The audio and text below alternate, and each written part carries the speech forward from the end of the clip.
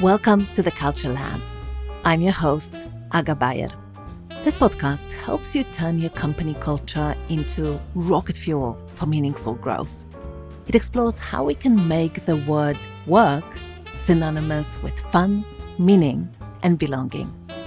It looks at how we can build remarkable cultures that scale as our businesses grow and the world keeps on changing. Storytelling is actually the language of the mind. If you look into how a story works, you actually learn a lot about how the mind works. I think the most meta definition of story is it's simply a layer of meaning between your brain and the noise of reality. Hello, and welcome to episode 88 of the Culture Lab podcast. This episode is brought to you by CultureBrained, a one-of-a-kind global community for leaders and culture champions who want to learn new ways of cultivating remarkable cultures at scale in this brave new world of remote and hybrid work. The CultureBrained community is where we come together to answer some pretty darn hard, ungoogleable questions about culture. And our members get to participate in things like weekly huddles, masterclasses, flash mastermind groups, and talks from world-class experts on culture. And you know many of these experts from this podcast. But most importantly, we facilitate deep peer-to-peer connections. Because making work synonymous with fun, meaning, and belonging, it's definitely not a task for a single person. It requires tapping into the collective wisdom of bold, kind, and curious culture leaders who are on a mission to redefine and, frankly, decrapify work. So if this sounds like something you'd like to be a part of, check it out at tiny.one/CultureBrained. And don't worry, you don't have to write it down. There is a link in the show notes. So I often define culture as a collection of stories that we share about what it takes to succeed and to belong to a group. In my view, storytelling is the very stuff of culture.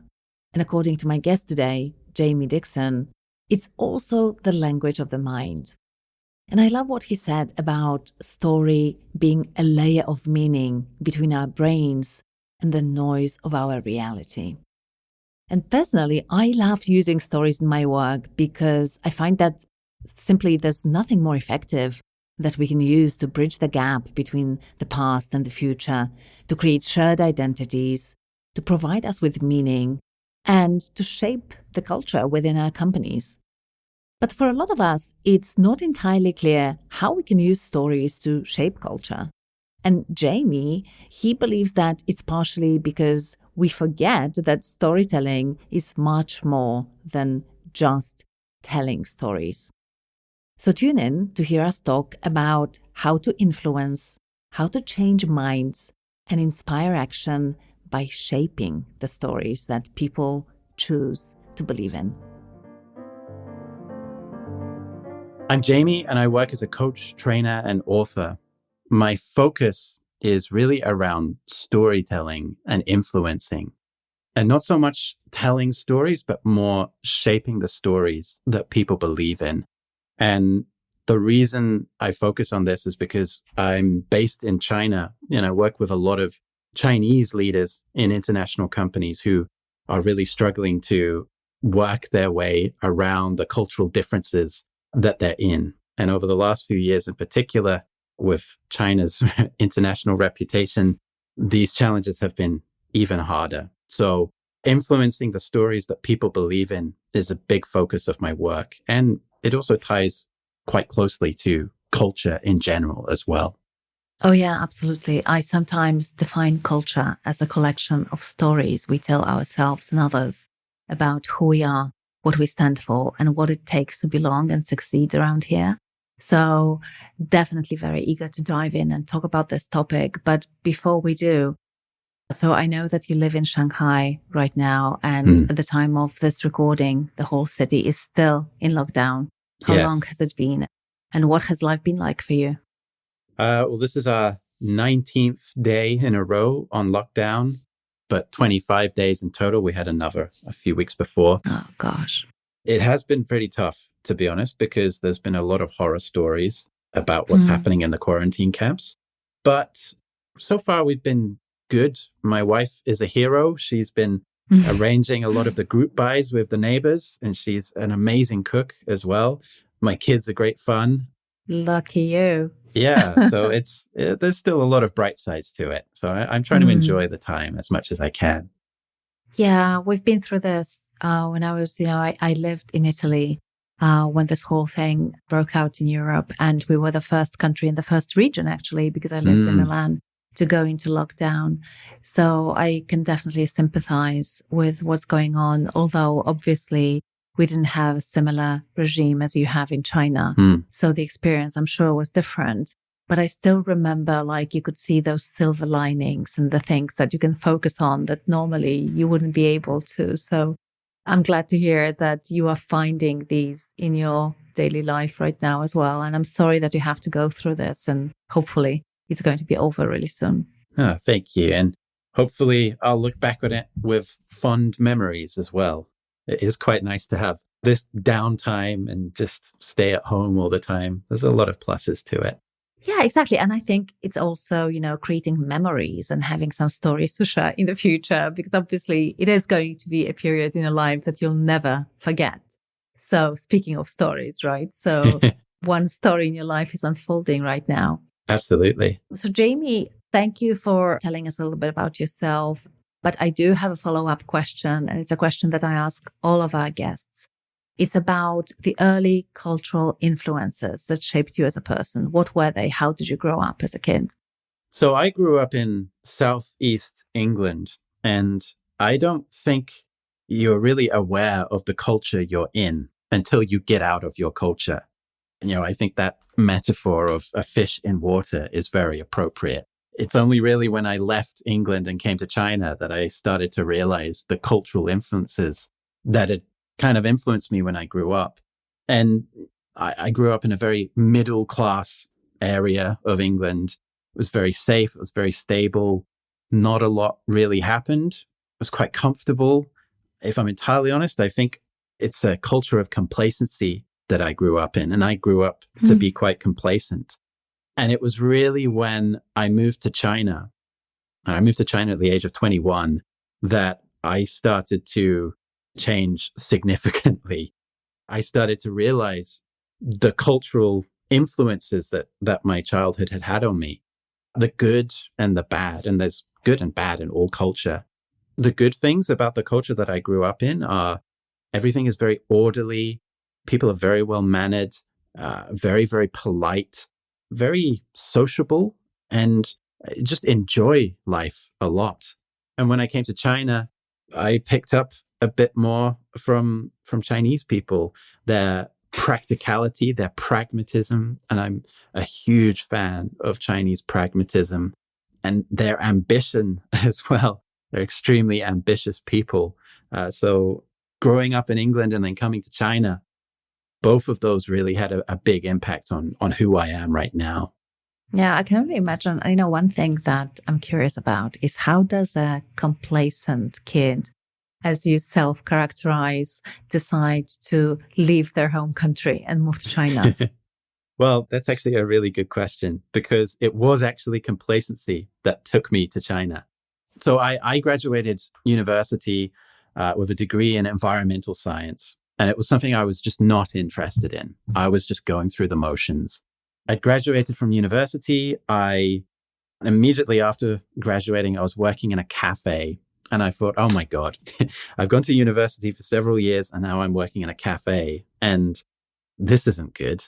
And on that particular day, I actually had an argument with my ex-girlfriend, my girlfriend at the time. And everything just kind of got too much for me. And I thought, to hell with it. I'm just going to go overseas and teach English, because I knew at that time that you could teach English if you had a degree, and it sounded like an easy thing to do. So I went online, I submitted my CV. A few hours later, I calmed down and I thought, I'm probably overreacting here. But the next morning, I had job offers in my inbox from schools all over the world. And it was just too good to pass up. And one of the schools was in China. And this school really appealed to me because of the way they described the city and the lifestyle. And as I started communicating with them, they said, "Can you come here in 3 weeks?" And I said, "Okay." And I'm the kind of person who likes to think a lot about things, but that happened in such a rush. I didn't have time to think about it. And it was only when I arrived in China several weeks later that I realized what I'd done, but then it was too late. And I'm so glad that happened because so many things happened to me after coming to China and led to what I do now, working in leadership development. I'm not entirely sure what would have happened to me if I'd stayed working in that cafe. So I'm very, very glad, well, with where it's taken me now. Yeah. Thank God for that fight as well, right? Yeah. It took you places. Yeah, it did. I just love these stories. It's like these sliding doors kind of phenomena, right? You make it onto a train or you don't, and your whole life changes, just like with this fight and feeling fed up and deciding to apply for a job as an English teacher somewhere abroad. And here you are, many years later, doing something really interesting. Let's double click on that. I would love to find out if you can trace back in time what made you become so interested in stories, and particularly, to such a degree that you actually decide to write a book about storytelling, which is coming out soon, as I understand, and it's called The Story Habit. So where does that come from? Well, living in China I'm an alien, basically. It became very apparent to me very quickly that the way I see the world and the way Chinese people see the world is very, very different. And the stories I was raised up on, the beliefs I was taught from a young age, very, very different to the beliefs that, for example, my wife has been taught. And so it became very apparent to me that beliefs are a really fundamental part of human behavior. And I'm very, very interested in human behavior. I've written 2 other books, also kind of focused on behavior change. And this book, The Story Habit, is really about the psychology part of behavior change.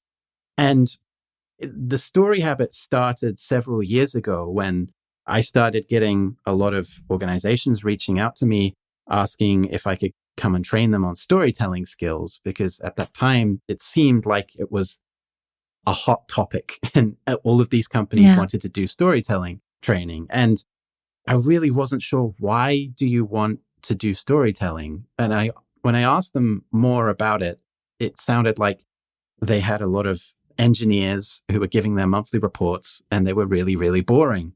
And I looked into storytelling and I kept on coming across things like the hero's journey. And I thought, why would you want to apply something like the hero's journey to making your monthly reports more interesting? Surely that's overkill. And it is. Yeah, it is. And just to give our listeners a little bit of context, what the hero's journey is, it's based on the work of Joseph Campbell, who wrote this wonderful book, The Hero with 1,000 Faces. And then it was adopted to cinema and screenwriting by a guy whose name I can't recall now, but he wrote this book about the hero's journey. And I think that there are 12 distinct stages in basically every story that has ever been told by humanity. It's pretty striking when you look at these stages and then walk yourself through the stories, because it really is true that most of the stories follow this template. But back to your point, it makes total sense to me that it is a huge overkill to use that process and that template to present a financial report or something like that. Yeah, I think it's great if you're writing a screenplay or a novel. But as I was asking my clients these questions and wondering, why do you want storytelling training? I realized they're really trying to get people to make meaning. And that set me off on a journey of, one of the initial questions that drove me was, what is the meaning of meaning? And I went to a lot of different places. I read a lot of different books about storytelling, the science of storytelling. This led me to other fields, such as the science of emotions, bits about neuroscience, behavior change, and even consciousness as well. And I just realized that storytelling is actually the language of the mind. If you look into how a story works, you actually learn a lot about how the mind works. And I think the most meta definition of story is it's simply a layer of meaning between the brain and reality. And if I give an example, if I say to you, or that means absolutely nothing. It's just noise. And reality around us is literally just noise. What you are hearing now, you think you are hearing my meaning, but actually you're hearing different tones, different sounds all coming out at once. And what you're doing is you're actually pulling out patterns from these sounds. And so with that noise that I just gave you, or actually, if I tell you the full sentence is, we see stories everywhere. Now you have that pattern in your mind. And when you hear or you're actually layering the pattern over that incoming noise. And that, in my mind, is the most meta definition of story. It's a layer of meaning between your brain and the noise of reality. And that's where storytelling becomes really, really useful. How can we layer meaning between their brains and the noise that I'm giving them? How can I turn that noise into meaning? That's what it's all about to me. I love that. And I love this approach because often what you do here is that stories appeal to the heart. And very often you'll hear that narrative that data appeals to the mind and stories appeal to the heart. And I think the old school of storytelling was that we need to combine the two, but basically our minds work well with data, whereas our emotions need stories. And what you are saying is something different. And I think slightly more scientific, right? Which is basically actually, we don't know about our hearts, but our minds really need a story to make sense of the reality that we are surrounded by. Makes total sense to me. Think of it as simply a pattern that you're picking out from the noise. And I would argue that data, if you think about it, if the data makes sense to you, it's because you can pick out patterns in that data. It's still a story to you.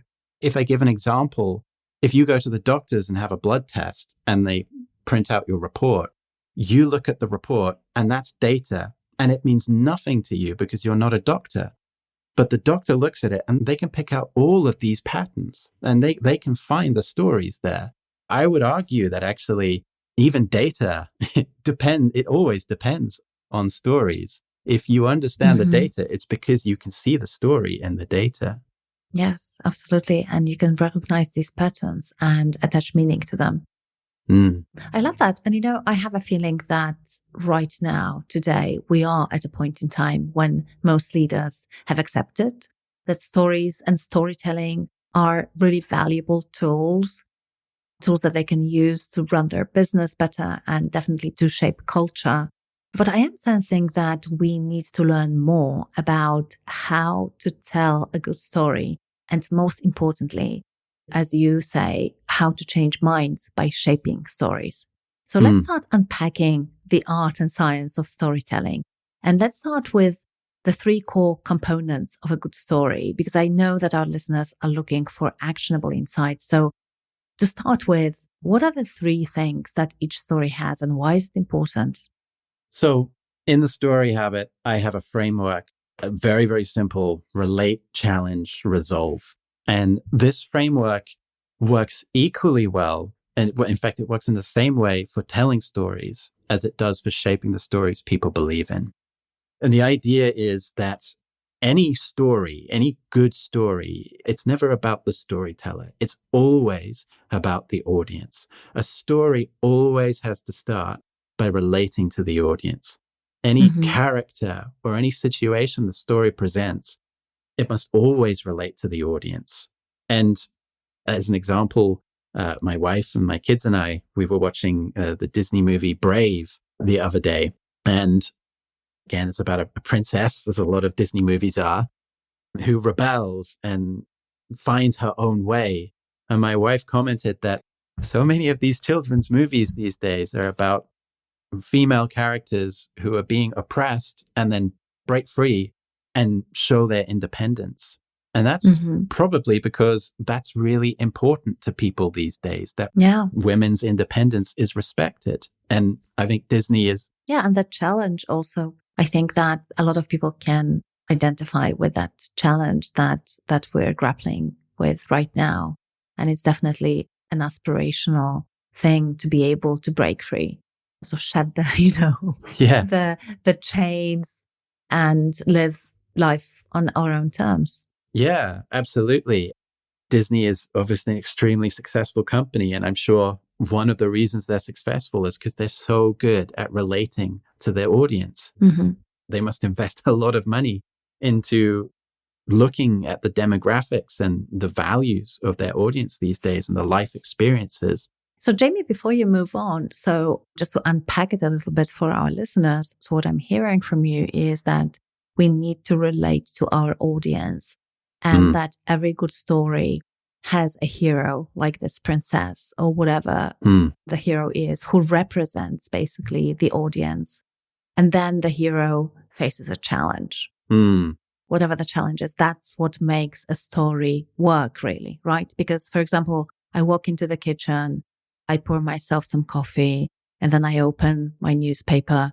It's not a story until something happens, right? Something happens, there's a challenge, and I need to face a challenge.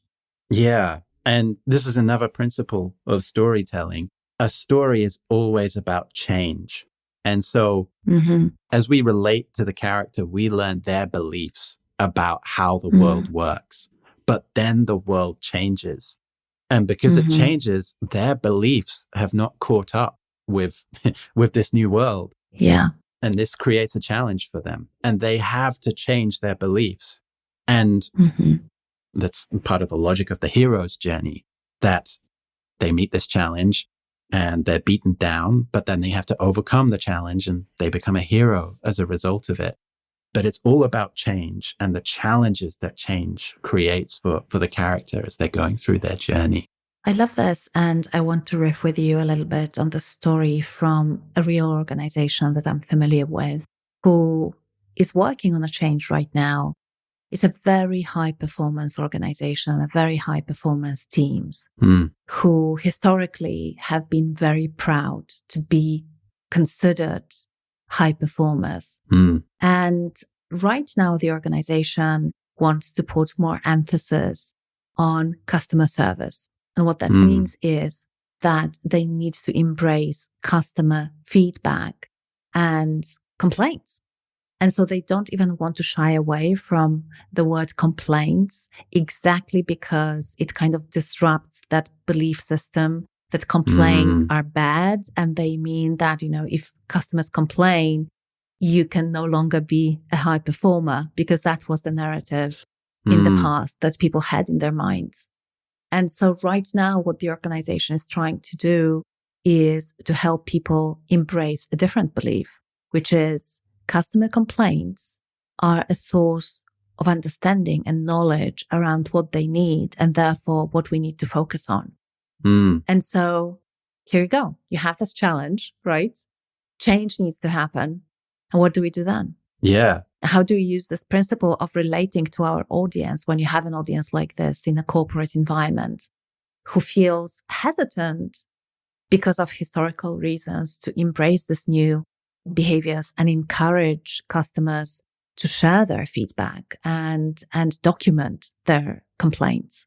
Well, before you can challenge people, and this is why I love Relate, Challenge, Resolve so much, because you learn how stories work, and then you can learn how the stories in people's minds work. If you want to challenge people, you are going to be a lot more successful if you start by relating to them. And a key indicator of if you are relating to people or not is when you are talking to them, are they nodding their heads? If they're nodding their heads at what you say, that's a good sign that you're relating. And so to relate to them, you have to reflect their current belief system. You have to reflect the desires that are important to them. They're a high performance team, and complaints, they're not aligned with performance. We want to be perfect, and we want to be focused on the positive, and have to start relating to those beliefs. As they start nodding their heads a lot more, and you really show that you really understand the story they believe in right now, that is when you are most likely to have permission to start challenging their beliefs. And challenging their beliefs, essentially, it's very, very simple. It's pointing out how their current beliefs are not serving them and how a new set of beliefs will serve them better. It's pointing out the pain with where they are right now and the gain of where you would like them to go. Yeah. But again, you have to be relating to them because it has to be a pain that matters to them and a gain that matters to them, not just to you. And the pain that they perceive, right? Because I think often, and this is where leaders struggle a lot, the leadership team feels the pain of low customer satisfaction index, for example, but it's not the same pain as the people on the front line experience. Right. Right. And what you are saying is until you recognize what's the pain that the people that you want to change are experiencing, you will not be able to move forward. You will not be able to challenge them. And definitely you will not be able to shape the way they behave and the actions that they take. So how do we recognize what are, the actual experienced pain points for people with whom potentially we don't have a lot of proximity? Like I know that for a lot of leaders, they don't spend time with their cashiers, for example, if it's a bank, in a branch of a bank, they don't really know the reality that they are experiencing. So, if I give an example, which is a bit of an ironic example considering the situation Shanghai is in right now. Several years ago, I was working with a financial consulting company in Hangzhou in China. And this is an American company. The US headquarters had put out these really, really strict pandemic regulations. This was like October 2020. So the office staff in Hangzhou, every day they had to come into the office wearing face masks. They could only work at the office 2 weeks at a time, and they'd have to work from home 2 weeks at a time. And there were a lot of other restrictions as well that made life quite difficult for them. But they really felt the pain of this because at that time, China was normal. Apart from international borders being closed, life was completely normal. You could go to shopping malls. You didn't really have to wear face masks out in public. There weren't really any infections at that time. The Hangzhou staff were getting really, really tired of this, and they were getting very jealous of their friends and other companies. So the HR director, she, in a meeting with the US directors, she said, these restrictions are a little bit too strict, and I think it would be better if we could ease them up.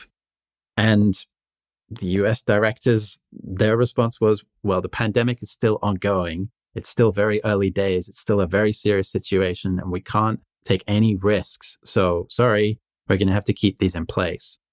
And the issue this HR director had was she was not relating to her US directors at all. And she had that challenge, like you just said, of no proximity. She was completely separated from them. Yeah. As I was coaching her, we realized that the issue was she hadn't even thought for a moment from their perspective.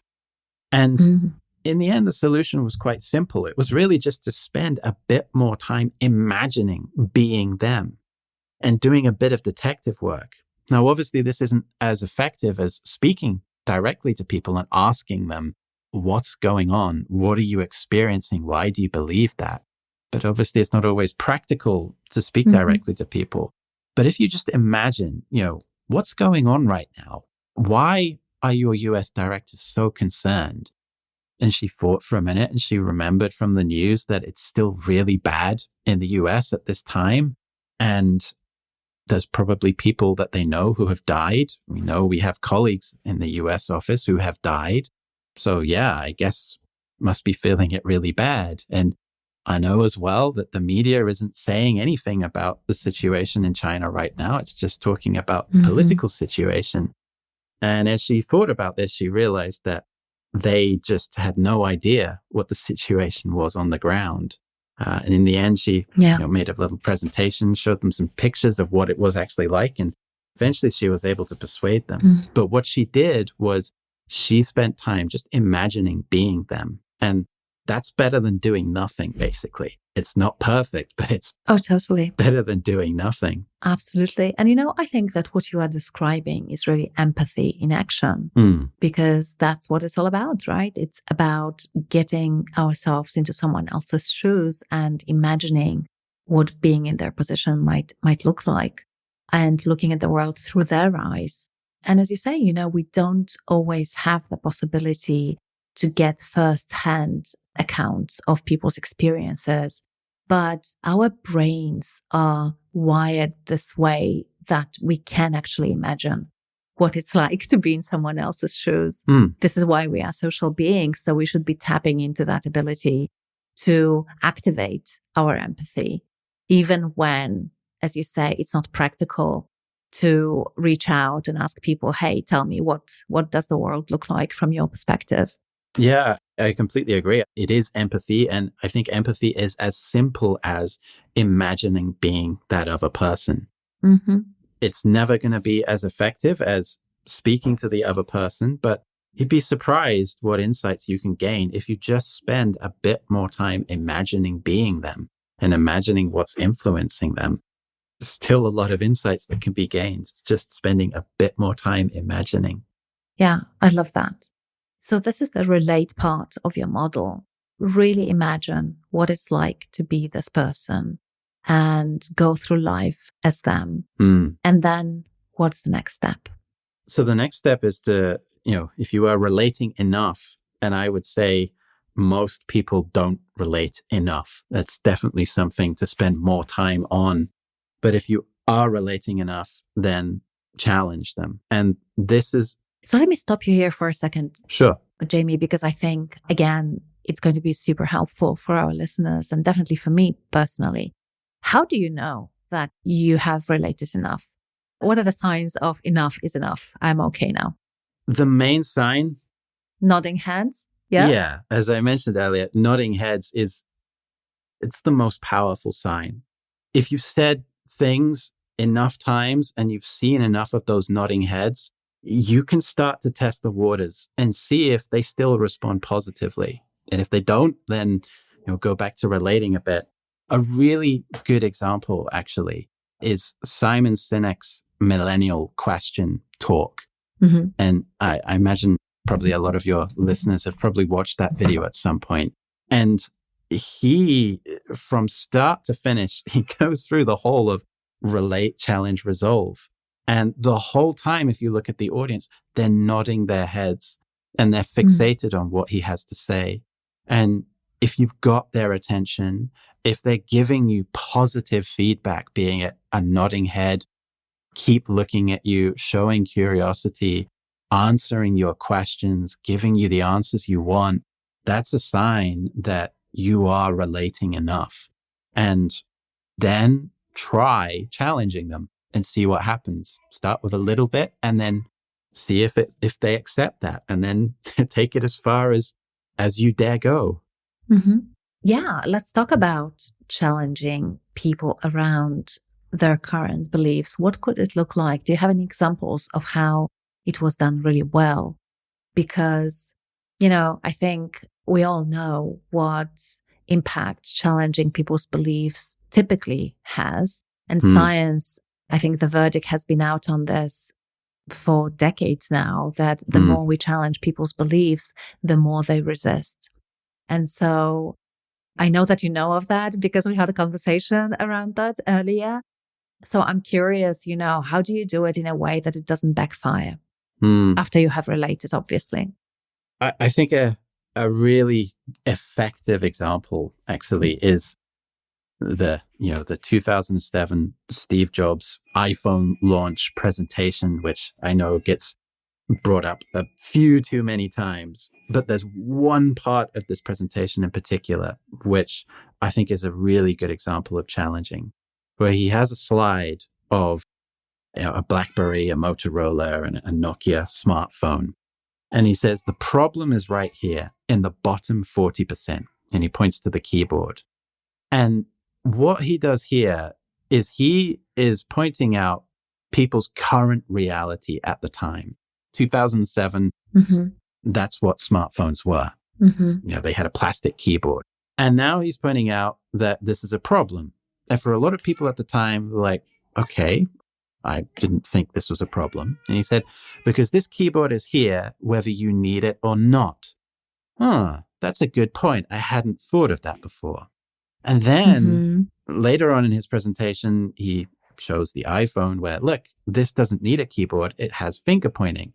Here, he's presenting a new reality, a new belief that with all of these extra benefits for you as well.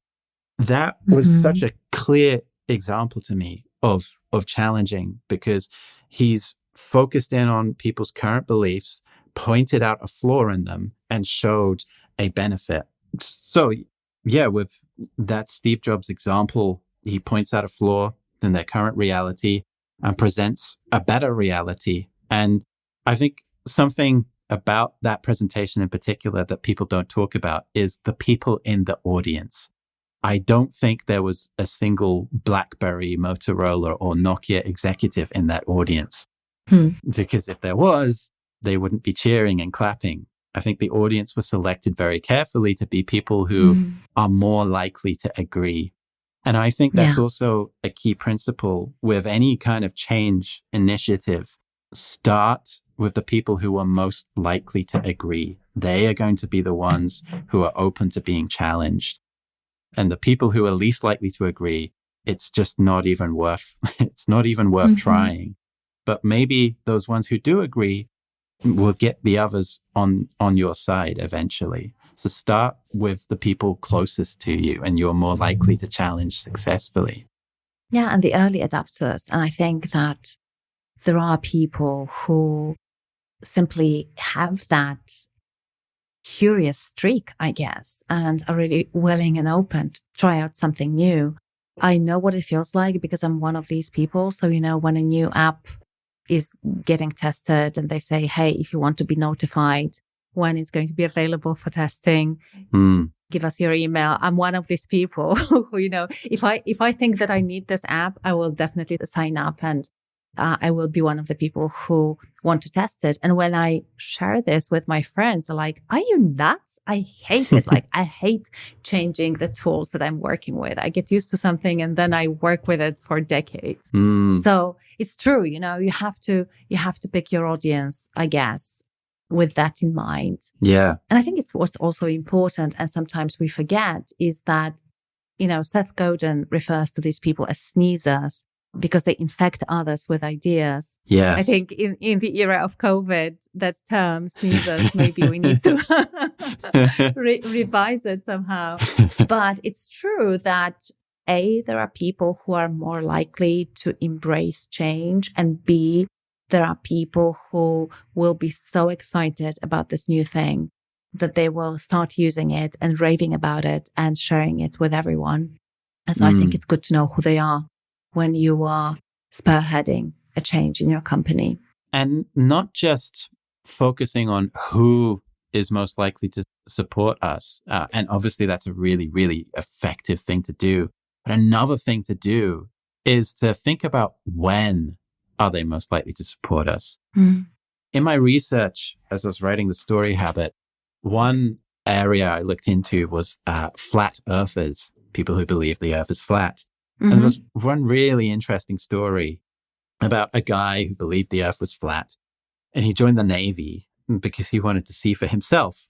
And his job in the Navy involved, plotting their course on charts. And as he joined the Navy, his LPO, his lead petty officer, took him up on deck and said, like, I know you believe the earth is flat. And I'm telling you, if the earth was flat, then we'd be able to see this, this, this on the horizon. And we can't. So it's not flat. But at that time, he wasn't ready to be persuaded. But over the course of a few weeks of plotting these courses on these charts, he started to realize that if the earth was flat, this course would be impossible. And through this experience, he started to realize that maybe the earth is not flat. And after a while, his LPO realized that he's at that time where I think I can finally persuade him, took him up on deck and again said, look, if the earth was flat, we would see this. We can't see this. And finally, in that moment, he changed his mind. And I think that's also a really, really powerful thing. In fact, that's one of my biggest takeaways from writing The Story Habit is timing is everything, because the contextual factors that shape people's beliefs are always changing. And if you get in at just the right time and just use a few words, you can make a massive difference to what people believe in. It's just paying attention. Yeah. A couple of points that come up for me as I listen to this is one, it seems like there is a tipping point, as you say, and then the timing is right.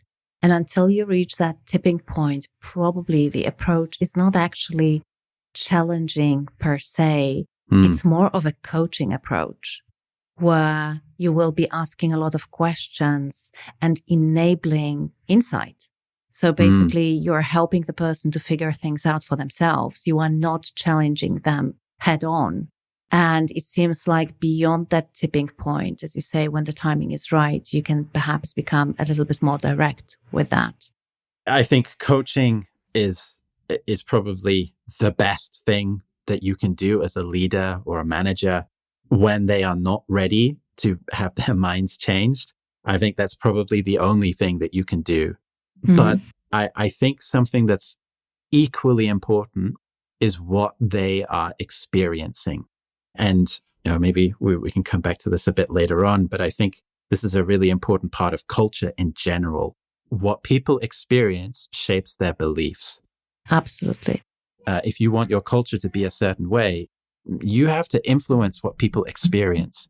If you have a way of influencing what people experience, then you are much more likely to be able to challenge them successfully. And this, for me, is the power of shaping stories over just telling stories. Because with shaping stories, you are paying a lot more attention to these contextual factors. You're making little tweaks in the environment. You're making sure things happen at the right time. And when everything comes together, just a few magic words at the right moment, and they change their minds. Yes. And I agree with you. And I think that letting people experience something is not enough because I've seen people carry outdated beliefs through a reality that was there and was staring them in the face. And yet they were still holding on to the old beliefs. So it's a combination for me of helping people to immerse themselves in an experience of a certain reality. Like, for example, getting customers a complaint and someone perhaps encouraging a customer to describe a situation that displeased them and also helping them to make a different meaning out of it, right? This is the piece where we shape a different narrative about what that means, because what it means to document these stories is not that we're not high performers. It actually means that we are being proactive and we are shaping a better customer experience for our clients in the future. And that's, as you say, it really does require excellent timing. So this is my second question, because there's two things come up for me. One was about the tipping point. And the second one is, it really does sound like it's an approach that is not scalable, because every single person in an organization is probably at a slightly different stage of their personal journey when it comes to shaping those beliefs and responding to the new reality. So how on earth, if you have an organization of thousands of people and you need them to embrace new beliefs, how do you go about it? Do you do it through the team leaders? What works in your experience? In my experience, bringing the right people together has a big impact. I recently worked with one organization who they had not paid a lot of attention to their strategy for several years.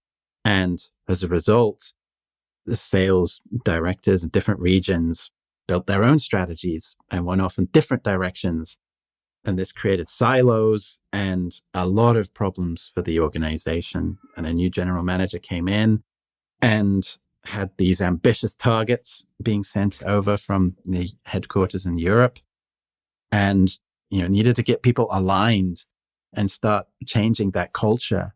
And honestly, they're still working on it, but they are in a much better state now than they were about a year and a half ago.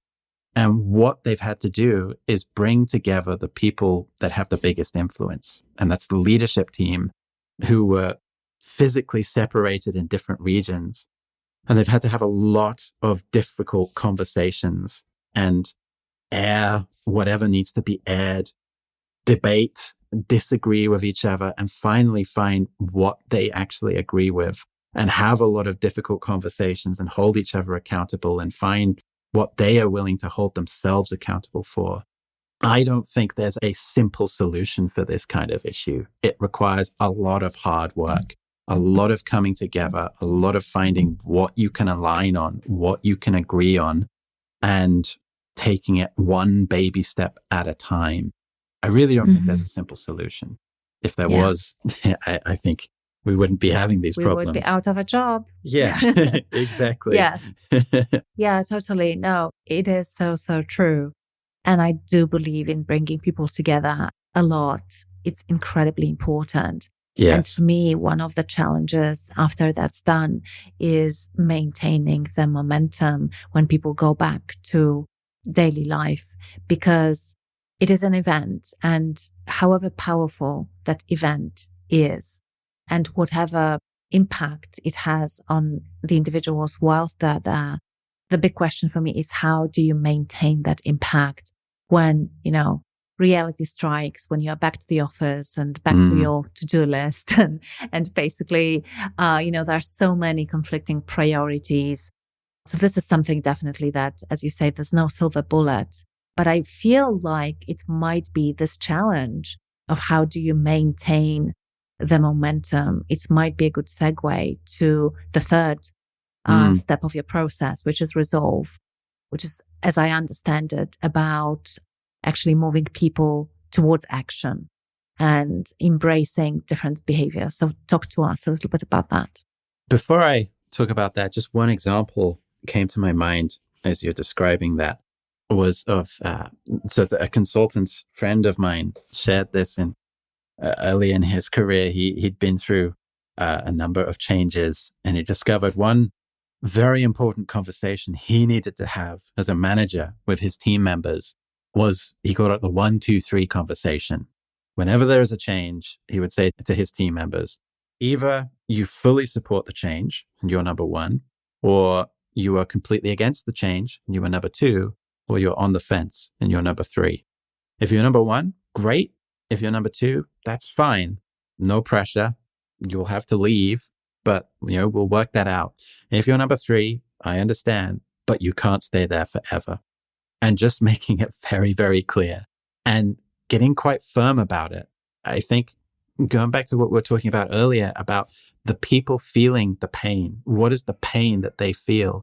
If they don't feel any pain from diverging away from this change, then it's easy for them to diverge away from this change. Yeah. You have to put these conditions in place very firmly to really let them feel that, okay, this is serious. I need to take this serious. Totally, because people have this tendency to want to stay, I do too, to stay in my comfort zone. So until the status quo becomes uncomfortable, I will probably stick to it. And so what you have just described is basically making the status quo slightly uncomfortable for people. Mm. and creating conditions where you know that, yeah, it's okay, of course, to disagree. But the moment we take this collective decision that this is our direction and it supports our strategy or whatever it is, as you say, you either join the cause and you are enrolled in this journey, or you take a different journey, and that's totally okay as well. But as you say, there's no possibility of sitting on the fence forever. And eliminating that for people, I find this to be super tricky sometimes, right? Yeah. It's a hard thing to say. It's a hard thing to follow through.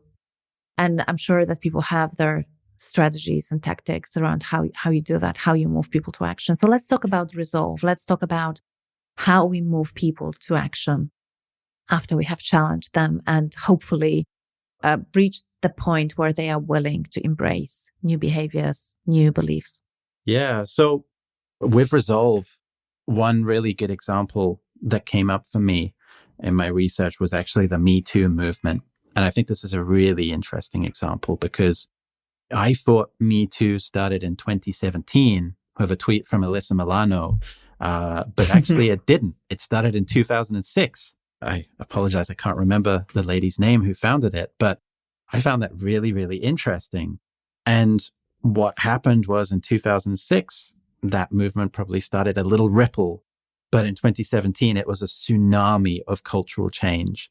And the ask was tweet me too, type 6 characters. Mm-hmm. And again, it was taking advantage of the time. The context had completely changed. People were a lot more politically active because of Trump being elected. They'd seen action being taken because Harvey Weinstein's allegations had surfaced and he'd been fired.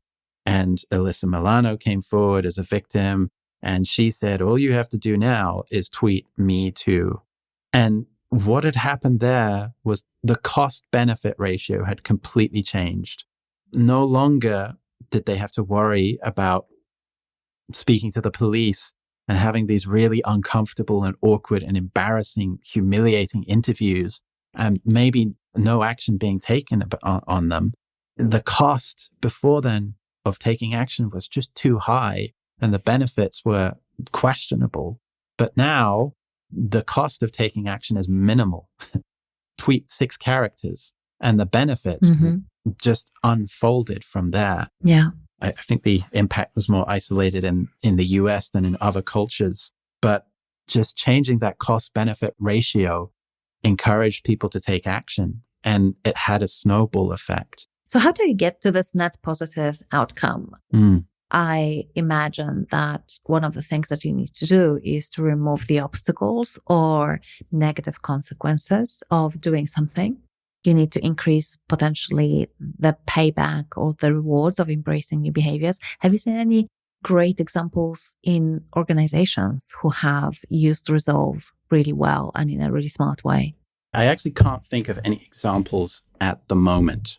I have an example that I can share that just popped into my mind. So Sure. It's from one of my client organizations, and I'll share it and you'll tell me if that falls under the umbrella of resolving things for people.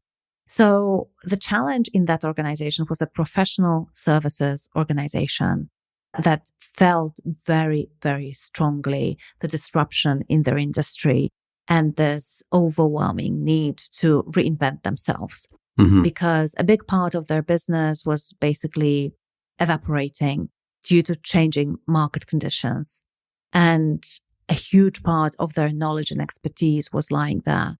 And so it was pretty obvious that they need to start innovate and come up with new services if they want to survive. But at the same time, as many consulting companies, the operating model and the way people were held to account for the work that they were doing was really relying on this transaction of, we trade our time for money. And what that meant for employees was that I need to fill in timesheets that basically account for how I spent my time on client projects, so that later on we can calculate profitability of projects and people utilization and stuff like that. And as you can imagine, when you have a systemic barrier like that, what it leads to was people would be biased towards always doing work that is client-based and efficient and routine, because you can do it fast and you can charge many hours to a client paying projects. And that's how you get a positive performance evaluation, because part of their KPIs was the so-called chargeability rate, which is basically what percentage of your time you spent on client paying projects. And so we realized that they will never be able to foster innovation if one of the main KPIs is the chargeability rate, and there is absolutely no space in people's time to work on innovative projects. And so what they decided to do is run a pilot in just one of their teams where they would completely ditch timesheets and they would completely ditch that KPI. And at the same time, of course, raise emphasis and focus on coming up with new ideas, finding new solutions to problems, and thinking of what could be new services that we could offer our clients. There was a reward for that rather than, how much time you spent on client paying projects. And an interesting outcome of that was, as you can imagine, otherwise I wouldn't be sharing this story, is that team, compared to the rest of the organization, was the team who has come up with 3 different service lines that they are now growing really rapidly. And these are the service lines that basically helped the business survive in the past 2 years. So that's a really interesting story. And I'm sensing that it might be around resolve. How do you remove the obstacles? And how do you make it more attractive to do the things that are expected? But I don't know what you think. Do you think it would be a good illustration? Yeah. And I think one good principle that relates to this is it's easier to continue doing something than it is to start doing something. And if you can just make that start easy, then they're much more likely to continue along the process of the change. And removing whatever barrier it is to that next step, thinking about the step that they're on right now, what's in the way, and making it as easy for them as possible to take is the key principle at play here. Yeah. Yeah, it's a classic example. If you have your gym bag in your car, I think you are twice as likely to go to the gym than if you didn't have it with you and you had to make a stop at home to grab it. So yeah, it seems it's really, really important for us humans to make things as smooth and as frictionless as possible if we want to encourage them to change behaviors. Yeah. So I wish, we could continue this conversation for longer, and we will have an opportunity to pick your brain during our workshop in the CultureBrained community. But for now, unfortunately, we're running out of time. So I want to switch gears a little bit, shift gears, and move to the rapid fire questions. And the whole idea behind this section of the show is that I ask you 5 questions in rapid succession, and you aim at answering all 5 in under 2 minutes. So it's a challenge. Okay. And I hope you're up for it. Sure. So how do you define organizational culture? The behavioral and belief norms of the majority of people in the organization. And what are the signs that a company culture needs some work or perhaps even a major overhaul? Disjointedness. If there is a mismatch between what the company says the culture is and what people experience the culture to be, or if different groups of people are showing significantly different cultures, then that disjointedness is a sign that there's an issue here. Do you admire any companies for their culture? And if yes, why? One that stands out for me is Tencent, actually. I went to their headquarters in Shenzhen several times last year. And just, you've probably heard a lot of horror stories about Chinese high-tech companies, but Tencent in particular, you walk around their offices, people are smiling and having fun. And they're really bright in many meanings of the word. I was really impressed with their culture. What books on culture or leadership would you recommend? I would recommend Jeremy Lent's The Web of Meaning because it talks about a culture that the world really needs with our issues around sustainability. It's quite deep and some may think far-fetched as well, but I think it's a really, really important book for the issues we have on the planet right now. So I'd strongly recommend that. And also The Science of Storytelling by William Storr. Would definitely recommend that. Awesome. Thank you. And finally, what is one thing that our listeners can do literally tomorrow to build their own culture lab and start cultivating a culture that will help them and their teams to bring their vision to life? Materialize what you say. If you say your culture is about fun, innovation, customer care, or whatever, materialize those words into experiences your people will experience on a regular basis. It's only when your words become experiences for them that that culture can actually become a reality. So materialize your words. So if our listeners want to learn more about you, about your work, what is the best place online to go to? You can go to shapingpaths.com, all one word. You can also look me up on LinkedIn, look for Jamie Dixon. You'll find my head on an orange background. Those are the two best places to find me. Look for a head on orange background. I love it. Jamie, thank you so much. It was such a pleasure, and I really can't wait for the workshop that we have planned for our community. I know that it's going to be a lot of fun because you are planning a lot of activities. And so I very selfishly want to learn more from you. So that's going to be great. And I appreciate you. I appreciate your work. It's much needed. And I also appreciate the fact that you've made time to do this show whilst in lockdown with impatient, bored kids who we could hear in the background. And that's wonderful. It's just part of our reality in this crazy reality and crazy period we're going through. Thank you. Thank you very much for having me. Thank you. I'm Aga Bajer, the creator and host of the Culture Lab podcast. And this is the Culture Lab team. Production manager, Lindsay Nunez. Sound producer, Heather McPherson, Twisted Spur Media. Thank you for joining us for this episode of the Culture Lab podcast. Jamie and I hope that it will inspire you to think broader and deeper about using stories to shape your company culture.